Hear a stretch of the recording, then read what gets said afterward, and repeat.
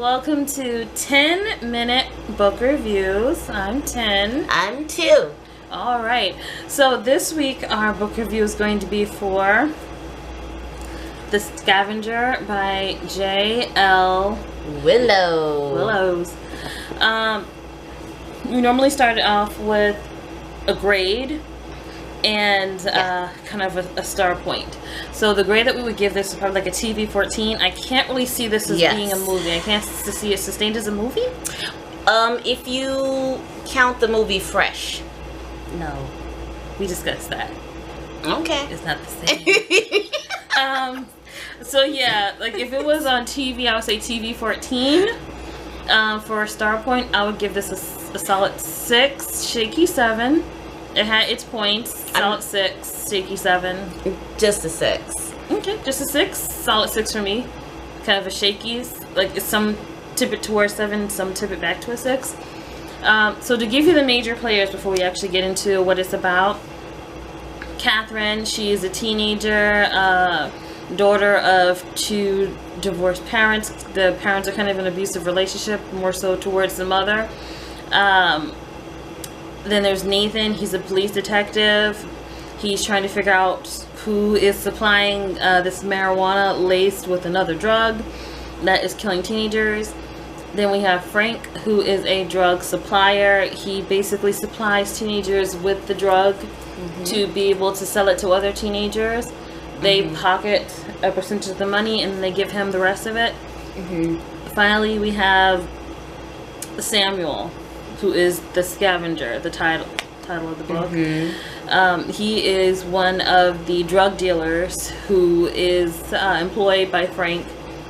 So the book starts off with you as the reader. You're reading a letter that Nathan sent to the principal of Catherine's school, telling him that there's this new form of marijuana that he should be aware of. It's stronger than the normal kind, and that he should keep an eye out for it. The principal, like an idiot, makes this letter public. Nathan was just trying to warn him.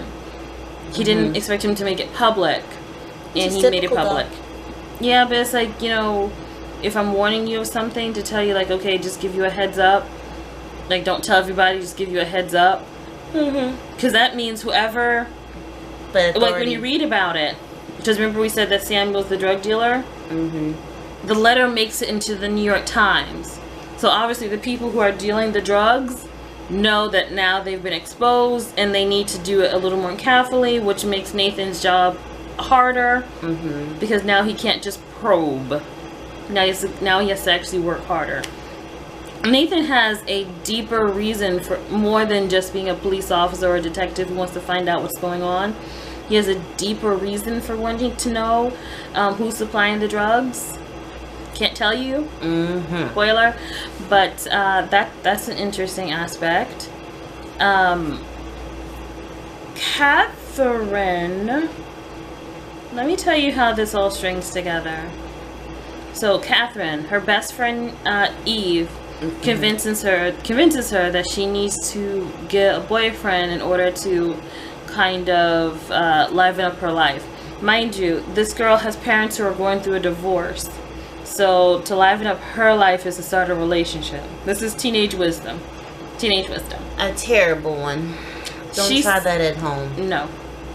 She sees Samuel in class. Catherine sees Samuel in class. She thinks he's cute. He has greenish brown eyes. She thinks he's cute. What she doesn't know is that Samuel was dared by Frank, the drug dealer, to hook her onto this new marijuana. And Samuel, who seems to have no soul, has no problem with hooking this girl who he knows likes him onto the drug. And he wines and dines her. They're in New York. He takes her to a Broadway play. Mind you, she's 15. He takes her to a Broadway play. He takes her out to dinner. Like, he wines and dines. Yeah. He's young with young folk money. You know, when I say young folk money, I mean, like, you know, as an adult, you get $1,000. It's like, you know, if you have a cheap apartment, $700 of it's gone for rent. Now you have $300. That's not even food for a month. You know, so, young people money. So he's doing what he can with it. Now, here's the thing that bothers me the most. The reason why he's trying to hook this girl is because he's doing a bet with Frank that he can hook her for $500. $500. So let's let that sink in. 500. They're in New York. $500 is not even rent. It's not even half of rent for most people. It's a percentage of rent. But in our mind, well, for us who are older, that's like, we understand that more so than them. You know, if there's a point in the book where he's actually helping out his parents. Right. So I think he has somewhat of a concept of it, but not a deep concept of it.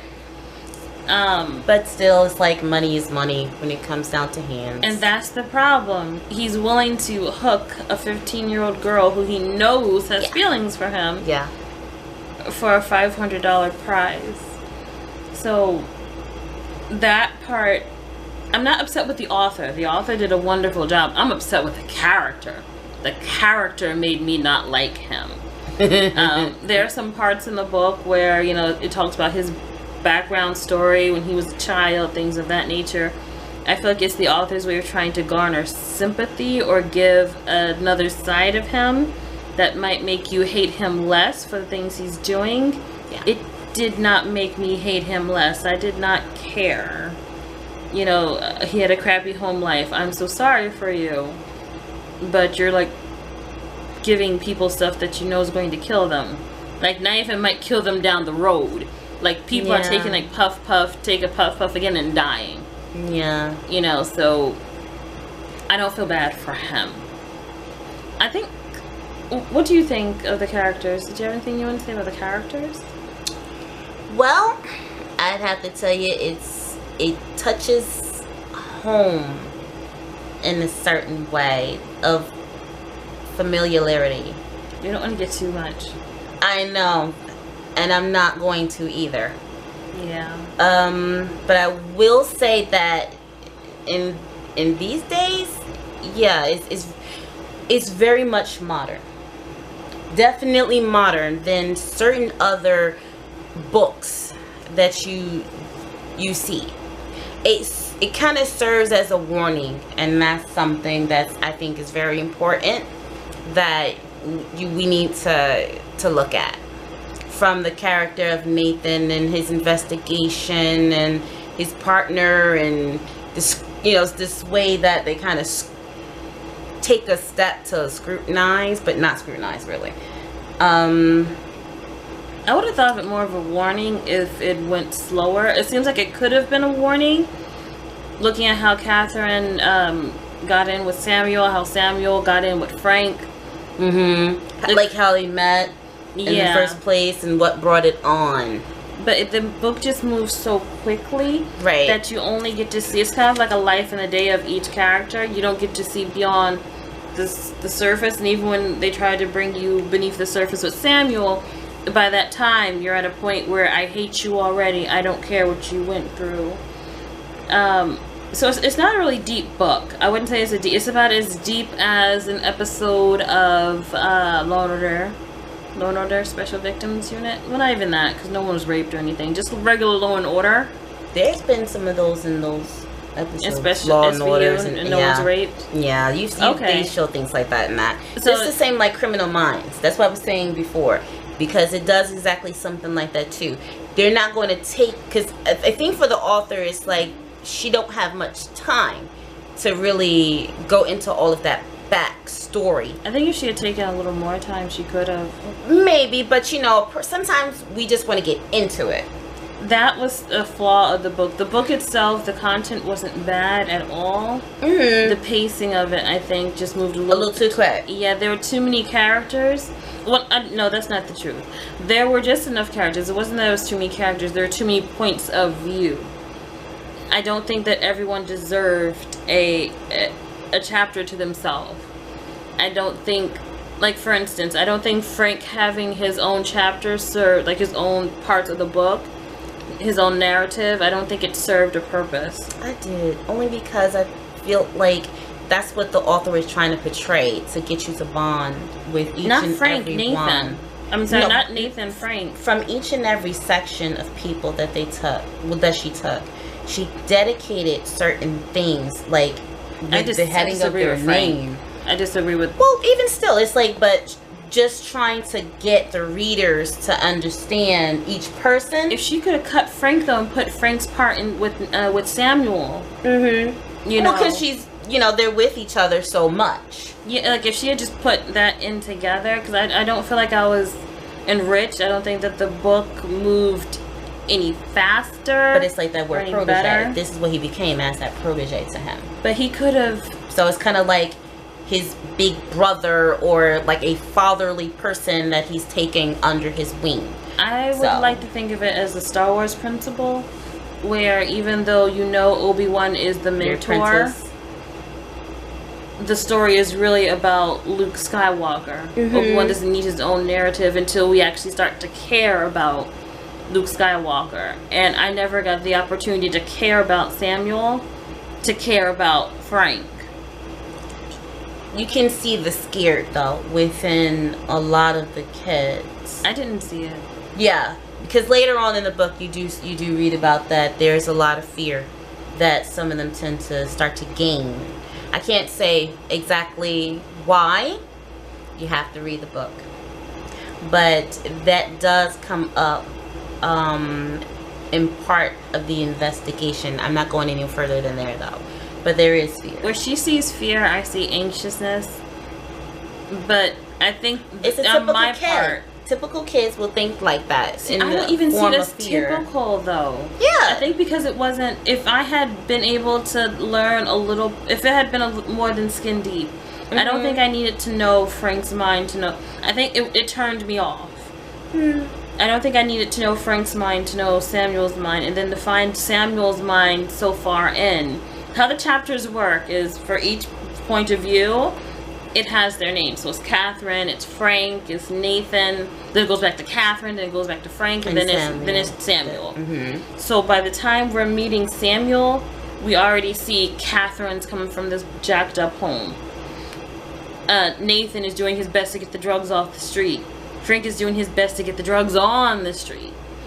You know, so by the time we get to Samuel, it's like, you're the one. You did it. It's like, I can't feel anything for him. It's like leading up to finding out who the murderer is. There's no murderer, but leading up, you know, in a book to find out who the murderer is, and you find out his mother didn't hug him enough when he was younger, or his dad left, or he didn't have enough to eat, but he's still the murderer.